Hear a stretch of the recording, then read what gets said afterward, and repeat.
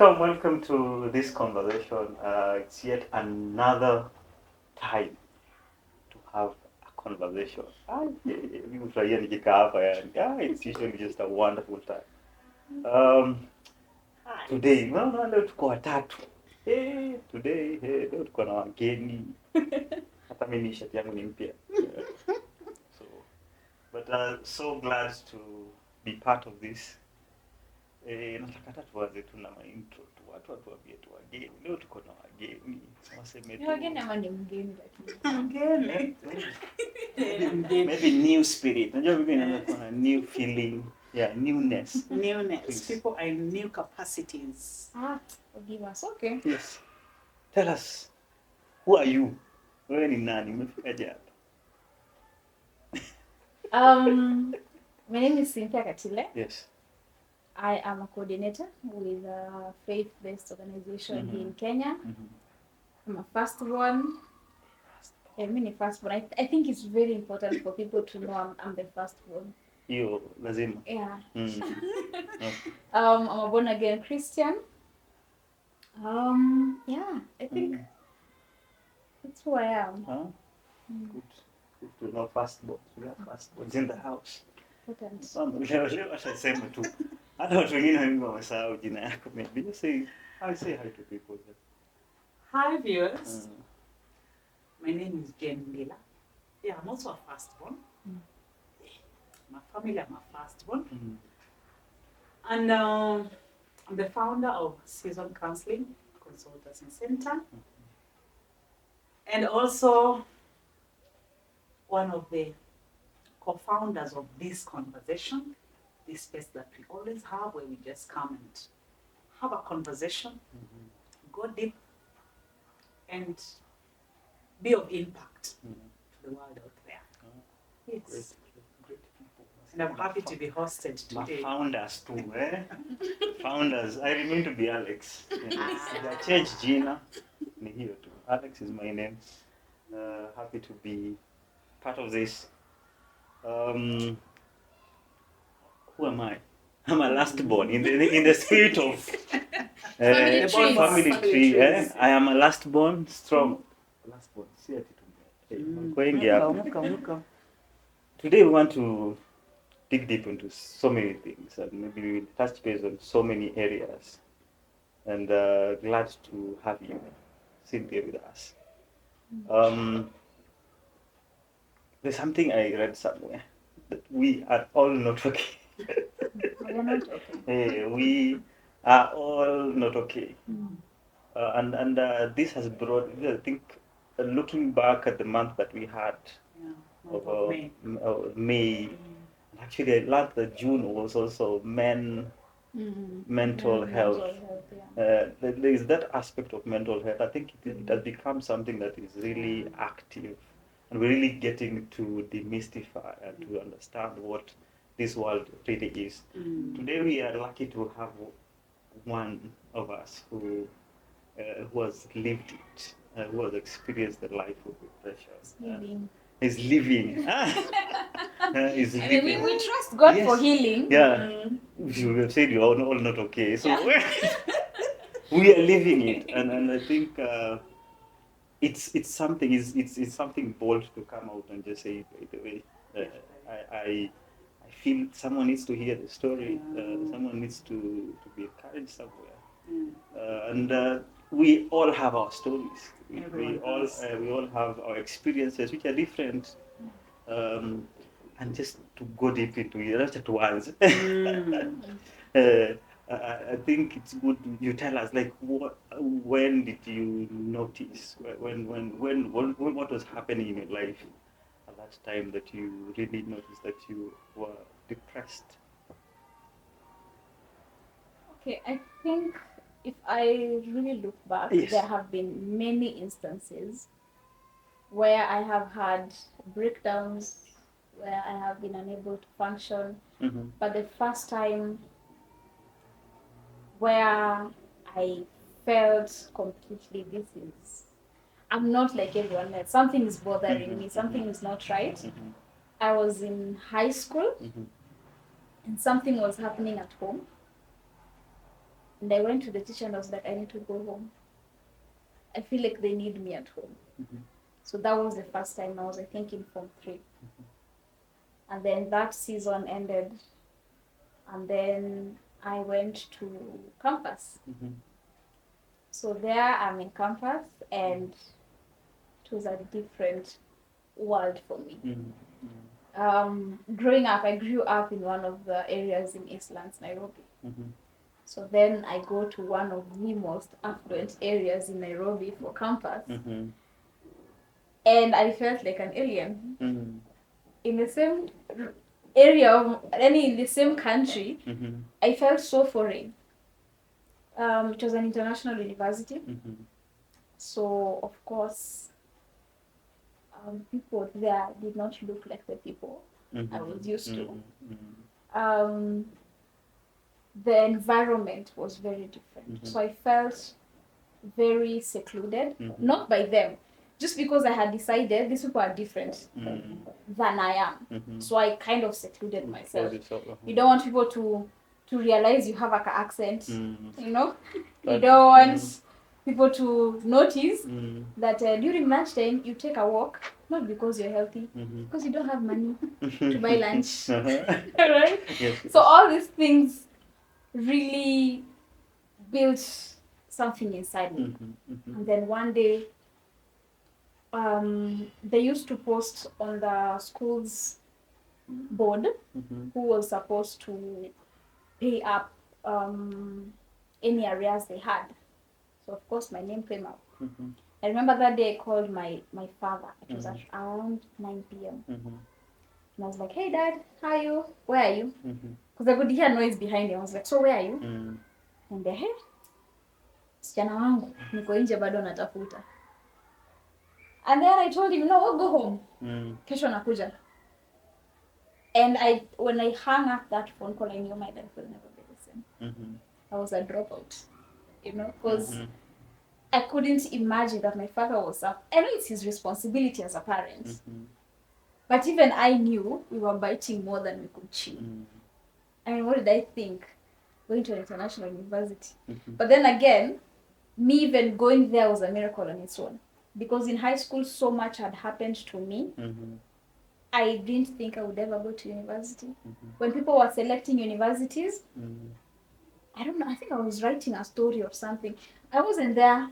Me, now I'm going to finish Form 4, get married to my then boyfriend, have a few children. You know, life goes on. You know?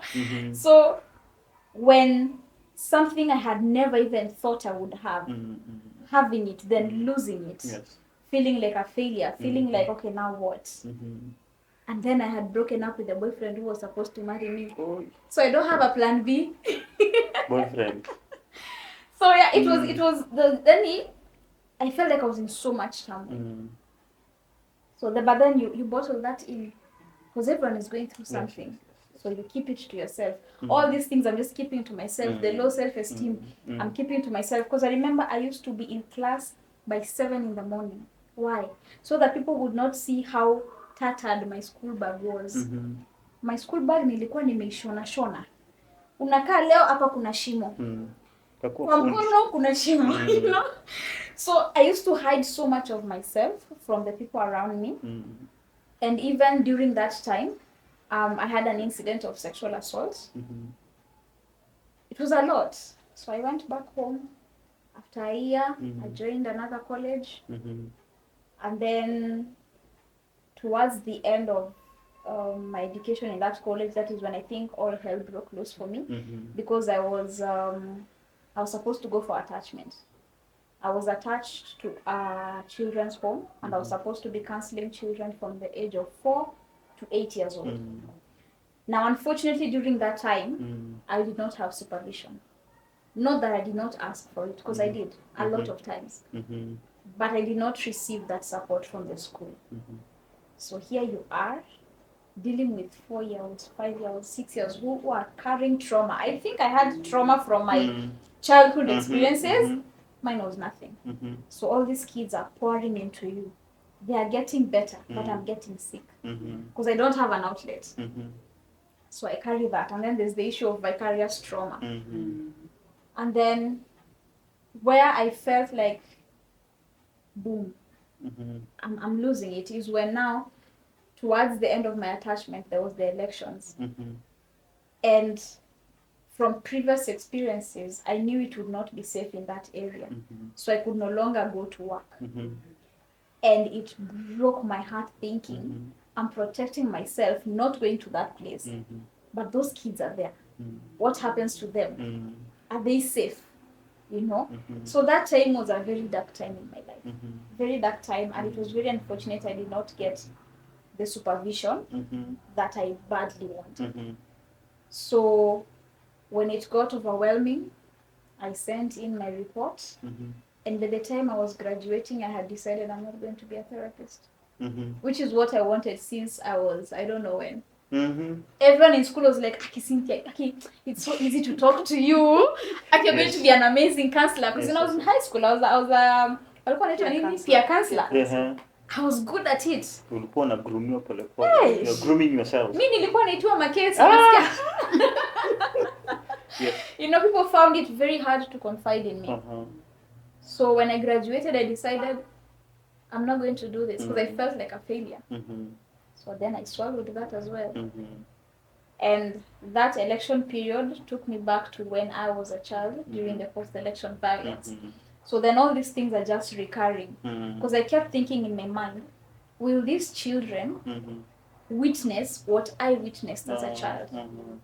Are they aware of what is happening in their surroundings? Mm-hmm. The way I was aware of what was happening. Because when I was a child, during the post-election violence, 6 p.m., nduru ilikuwa inaanza like clockwork. Mm-hmm.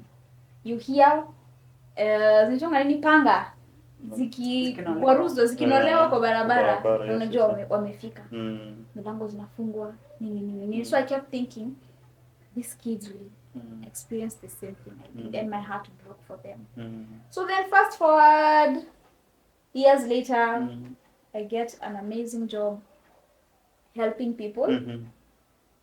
And Still then in the line of social work social- now. uh-huh. Social work. Yes. Mm-hmm. So then my career stronger because I was supporting a group of very vulnerable individuals.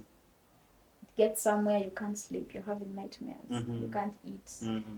You are performing at 155%. You know, like you go beyond yourself. Yes. Again, I was giving them everything I had because at the back of my mind, I failed those children in that time. So I was like, this one I was like, you guys, I'm going to give you everything I have and beyond. I gave everything I had and beyond until a day I could not cross the road because all I wanted to do was die. I just kept thinking, you know what, let me die. And then the thoughts kept coming, And then one day I was going to work, Monday morning, and I saw a matatu. And I remember calculating, at exactly what point will I step on the road so that this matatu will hit me in a way I will not survive. And then I just felt something pull me back and let me. And then this desire to pray just overwhelmed me. And I remember asking God, don't let me take my own life. Maybe before we get there, what would you say was the main trigger in that season of just like even you walking that day? Yeah. What was the main trigger that made you learn now that this is not? I was overwhelmed. Mm. I was overwhelmed. I was barely making ends meet. I had moved back home after COVID. Yes. It was during that time of COVID. I've moved back home. I had lost a very important relationship. I had so many responsibilities. A friend of mine, my best friend at that time, we were living together and she got COVID. So the constant fear of she might die and I will not be with her. Yes. So all these things were just piling up. And then home bills are there because there was kulikuwa na kaukame finances, you know. So you feel like you're carrying your entire family. Again, mimi ni firstborn. Kuna ujaambiwa na mtu ubebe hii mzigo. uliona pale ukaenda ukaichukua ukaibeba. So I'm carrying it. Yes, yes. And the trauma from the people I was helping, it all felt like a darkness was just caving in slowly until that day I was like, okay, let's end this. Today we are privileged. Guys, the today the silent listener here happens to be the mom. It's a very interesting time, and I think it's important also to just hear from you. At this time that this was happening, I think from high school, we talked about high school, going to campus. Now you are in the field doing all these things. Did you ever notice anything was amiss with your daughter? Is there a moment that you felt kama alikuwa anacheka sana, sasa sioni kama anacheka? Did you ever feel that? Well, I'll be very honest. Yes. And answering this question, I'll have to step off the shoes of a counselor. Yes. I have to step off. Yes. Which is not easy. And get into the shoes of a mother. Mother, yes. All I knew was that, and I think she hasn't mentioned that, maybe let me bring it in, that from around, is it Form 2? Endometriosis. By then we didn't know it was endometriosis. We just knew every month we will be called to school because her periods are not like for other children. And that was a bit overwhelming because you're also wondering, what is it? So we have to go because she was in so much pain to the point of ukipigiwa simu na udelay utapata pass out. So you are called, you rush, take her for a jab so she can come back to school. And also around that time of school, well, we were not understanding it. And so maybe also the teachers were not understanding because that's when you'll get comments. I remember one day when I was asking for time to rush to school because I've been called. And I remember my manager asking me, is it always your daughters who are unwell? So I will not say I had noticed. I didn't even know about depression. But all I knew is that it was hard.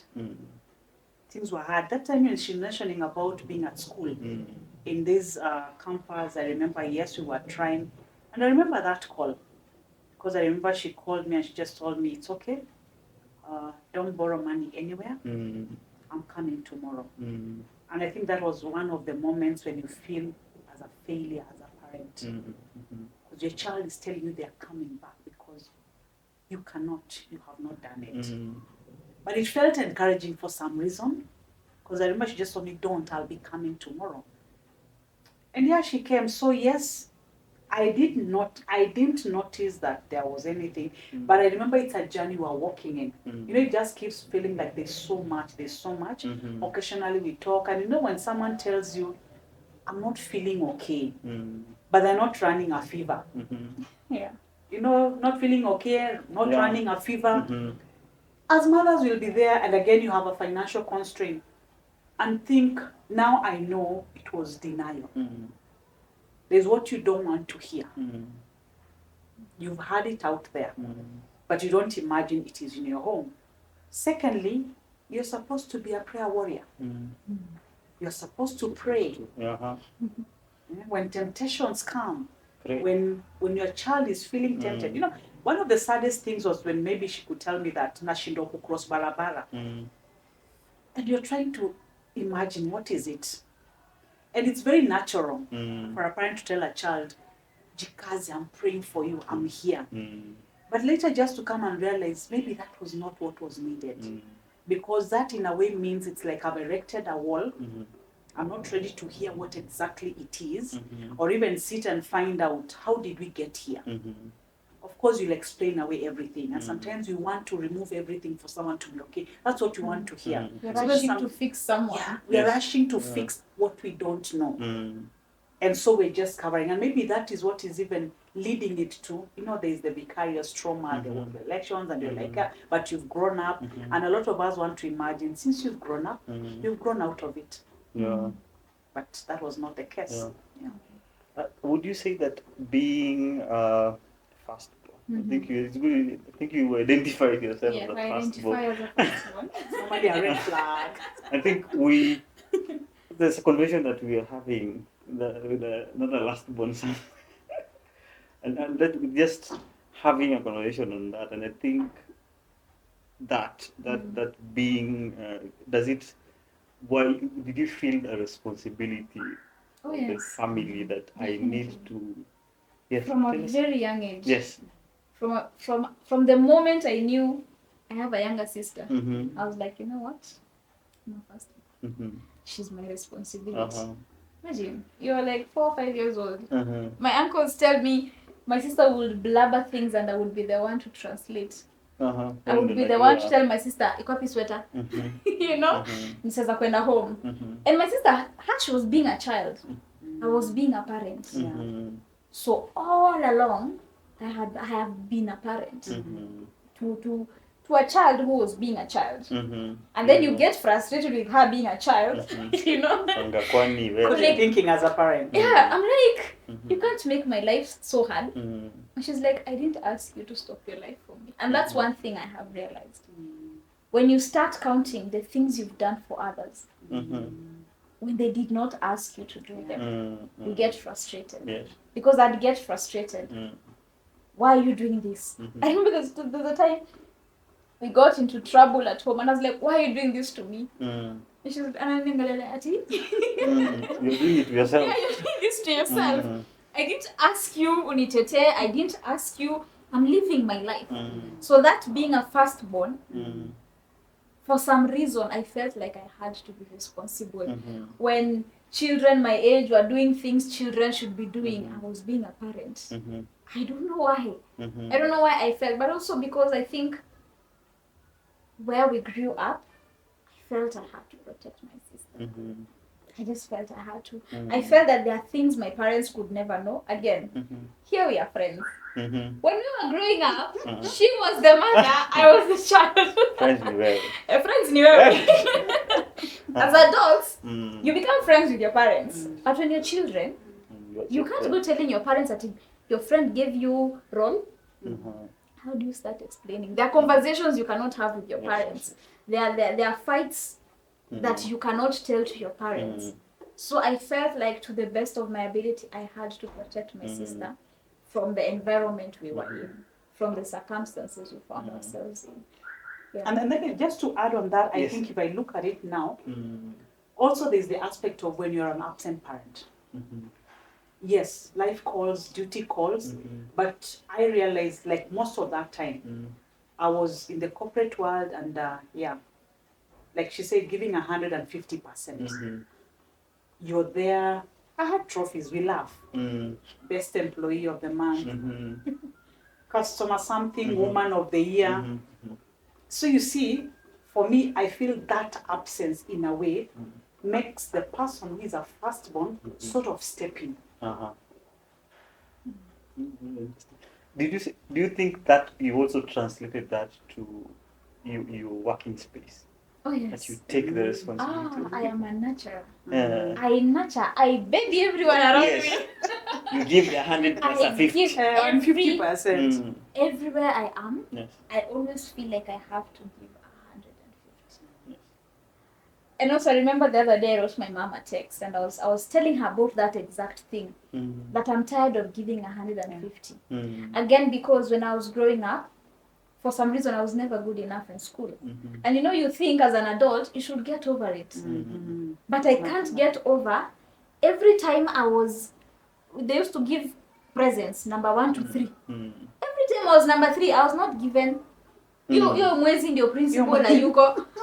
Hapo walikuwa ni mbaya hiyo. Ile siku umejitolea. Hiyo principal nipatie namba yake.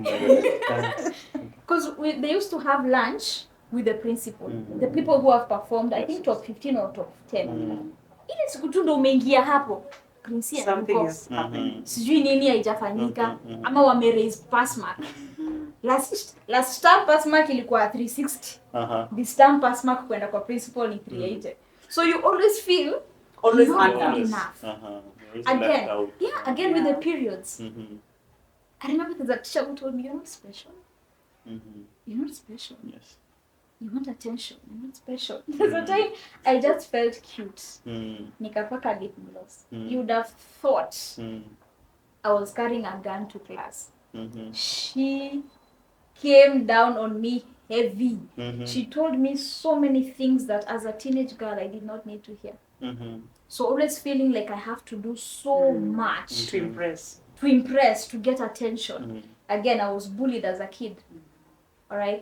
So you find that there are so many things, so many parts of you that are so hurt that you feel if I take care of these people, they will never know the pain I know.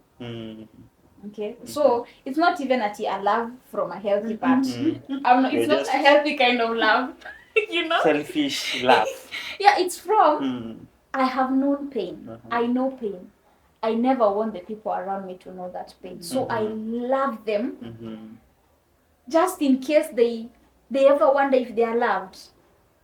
I want them to know. Yes. I want them to you know are the savior. Yeah, like there's a time my friends and I were having a conversation. And they asked me, we were doing a round of what do you want to be remembered for? And I remember I told them, I want the people in my life to remember I loved them. And they felt so sad. And it was so sad. It's sad to them and yet you are living it. Yes. Because I only ever want people around me to feel loved. When I think of those children, I feel like I let them down. When I remember the vulnerable group of individuals that supported, when I resigned, let me tell you, I got sick. Because I felt like I have deserted them. You know, these people, they need me and I've left them. But I'm leaving them because I'm no longer able to care for them the way they should be cared for. And I remember even one of them called me, she was like, Cynthia, who is in Yacha? And then I realized, oh my goodness, I have harmed this person. Yes. Because it has gone beyond professional.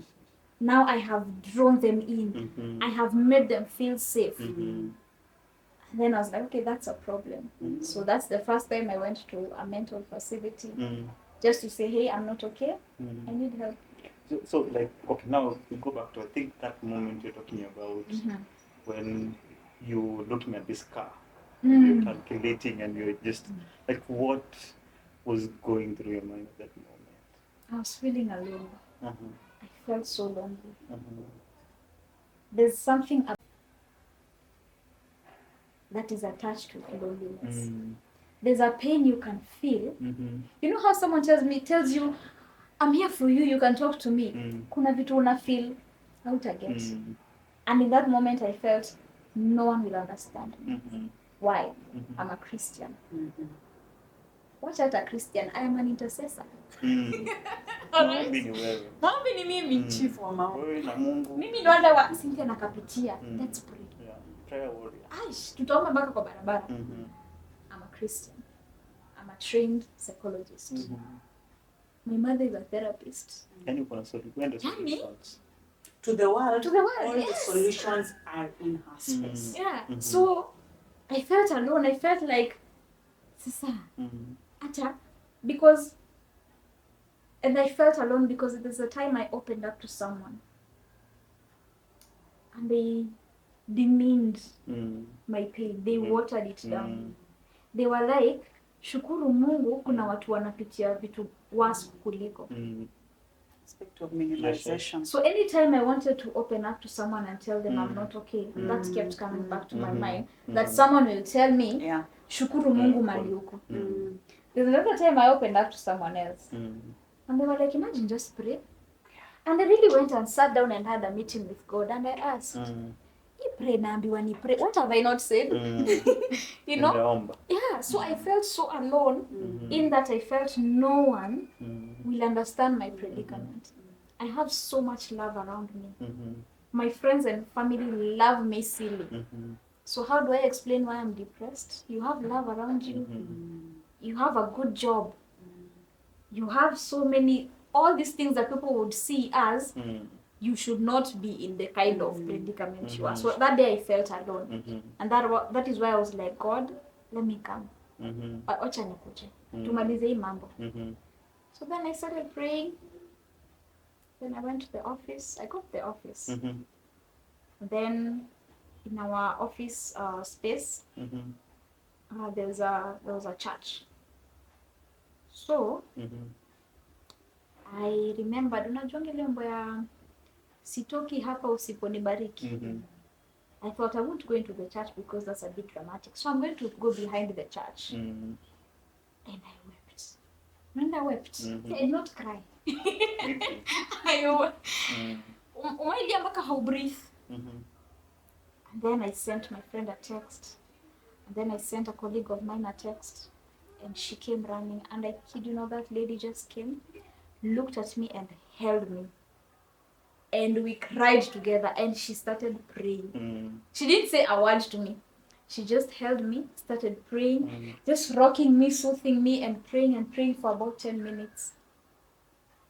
And then now the phone call started to my mom, to my therapist, because if you're suicidal, because I opened up to her and I was like, I want to die. If you're suicidal, there's a protocol that is followed. So my boss, my therapist, my mother. And then immediately a hospital. So then we rushed to a mental facility.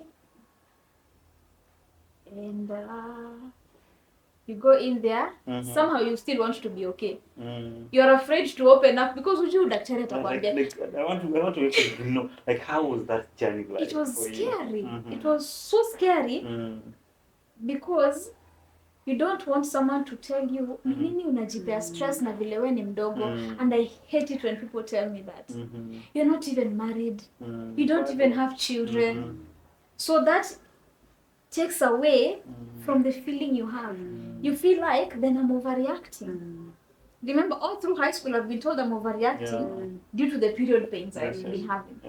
So I was afraid to tell the doctor what I'm feeling. And this doctor, he did exactly that. He read me a bunch of symptoms, and then he was like, you're a psychologist, you know this. You're a psychologist, you know this. Kaniandikia madawa. Nikapewa madawa, nikaenda home. Kameza dawa the first month. After that month, I resigned. So you resign, health cover inaishia hapo. Therapy inaishia hapo. And therapy is expensive in Kenya. It's very expensive.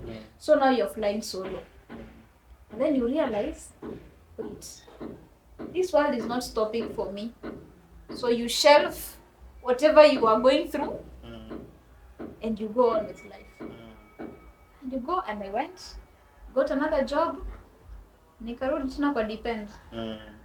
Until this year, March.